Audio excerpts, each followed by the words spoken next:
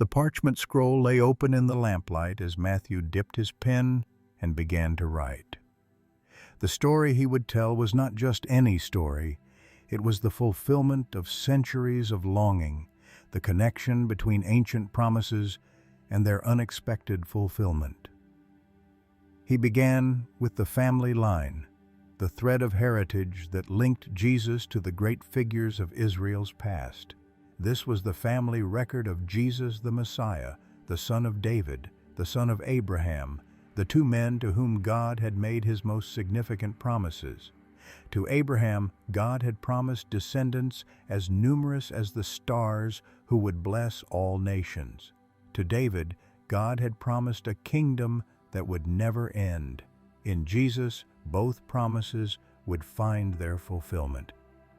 The family line stretched across centuries, through kings and shepherds, heroes and scoundrels. From Abraham came Isaac, the son of promise. From Isaac came Jacob, who wrestled with God and received the name Israel. Jacob's 12 sons became the fathers of the 12 tribes, with Judah singled out to be the royal tribe from which the Messiah would come. Down through the generations, the line continued, eventually reaching Jesse, a man from Bethlehem whose youngest son was a shepherd boy named David. This unlikely youth became Israel's greatest king, a man after God's own heart despite his flaws. God's promise to David echoed through the centuries that followed.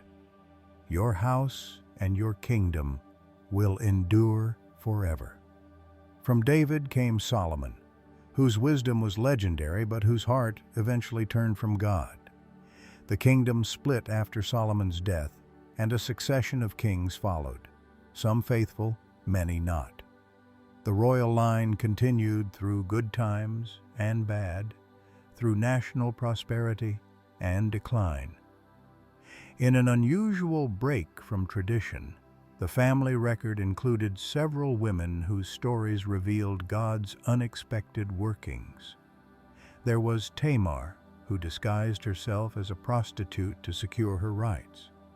Rahab, an actual prostitute from Jericho who sheltered Hebrew spies. Ruth, a foreigner from Moab, whose loyalty led her to become the great-grandmother of King David. And Bathsheba, with whom David had committed adultery before making her his wife. These women's inclusion hinted that God's plan embraced outsiders and worked even through human failings and scandal. The promised one would come not through a sanitized, perfect lineage, but through real people with complicated lives. The family line continued through the time of national glory and then into the dark days of exile. During the reign of Jeconiah, the kingdom fell to Babylon, and many Israelites were carried away from their homeland. The exile marked a pivotal moment.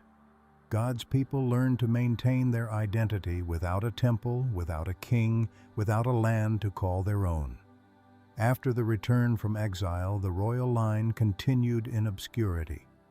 The descendants of David were no longer kings, but ordinary men living under foreign rule, Persian, Greek, and now Roman. The final link in this chain of generations was a carpenter named Joseph, betrothed to a young woman named Mary. It was 14 generations from Abraham to David, 14 from David to the exile, and 14 from the exile to the Messiah, a rhythmic reminder that God's timing unfolds with purpose. In the small Galilean town of Nazareth, a betrothal celebration had recently concluded. Mary, a young woman likely no more than 16 years old, was now legally pledged to Joseph, a carpenter descended from the royal line of David. During the betrothal period, the couple would remain separate while Joseph prepared a home for his bride. The marriage would be completed when he took her into his home, typically about a year after the betrothal. But something happened that threatened to shatter their plans and bring shame upon them both. Before they came together, Mary was found to be pregnant through the Holy Spirit. No one else understood this. All they could see was an unmarried young woman whose pregnancy proved her unfaithful or worse. Joseph, the man to whom she was betrothed, was righteous, devoted to following God's law, but he was also kind. When he learned of Mary's condition, he was deeply troubled. The law permitted a public divorce, even stoning for adultery.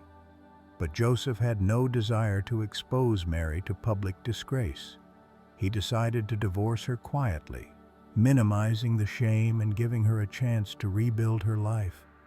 While Joseph was still turning these thoughts over in his mind, trying to find the path that balanced justice with mercy, something extraordinary happened. As he slept, an angel of the Lord appeared to him in a dream. "Joseph, son of David," the angel said, "do not be afraid to take Mary home as your wife, because what is conceived in her is from the Holy Spirit. She will give birth to a son, and you are to give him the name Jesus, because he will save his people from their sins." The angel addressed Joseph as son of David, a reminder of his royal lineage and a hint that what was happening connected to ancient promises. The child Mary carried was not the result of unfaithfulness, but a miracle of God. And the name the child was to receive, Jesus, Yeshua in Hebrew, meant "the Lord saves," a name that captured his very purpose. This miraculous birth, the angel explained, was not a new plan but the fulfillment of what God had spoken centuries earlier through the prophet Isaiah. "The virgin will conceive and give birth to a son, and they will call him Emmanuel," which means God with us. When Joseph woke from his dream, everything had changed. What had seemed like a devastating betrayal was revealed as part of God's mysterious plan. The shame he had feared would fall on Mary, and by extension on him, was transformed into an unspeakable honor. They had been chosen to raise the promised one, the one who would save his people. Joseph did what the angel of the Lord had commanded him. He took Mary home as his wife, completing the marriage despite what others might think or say. But he had no union with her until she gave birth to a son.